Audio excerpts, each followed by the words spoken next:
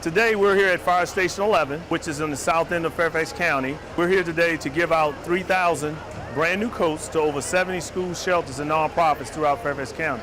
One of the reasons we're here today providing brand new coats is obviously it's a couple days before Halloween. We want the kids to have a brand new coat to go out trick-or-treating in case it's chilly outside. But we also understand that a brand new coat, they have a chance to take the tag off the coat. A lot of these kids, they think that they have to give the coat back to us because they've never received anything new before. So no, this builds self-esteem.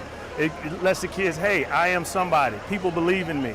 And then we want them to be able to go to school, right? If they don't have a coat, there's a good chance they won't go to school. There's a good chance they won't go outside to the playground and get into daily exercise, things of that nature. So a brand new coat just, to me, provides many things for these kids.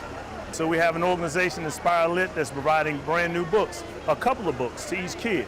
We'll also have an organization here that's giving out free hats, gloves, scarves, and we also have one of our favorite is the Caring Angel therapy dogs. We have 10 therapy dogs here that the kids can walk around and pet, pull on their ears or whatever it may be, and just having some fun. These dogs are used at hospitals and retirement homes and things like that. This is a great event. We look forward to doing this again next year. Teamwork makes the dream work.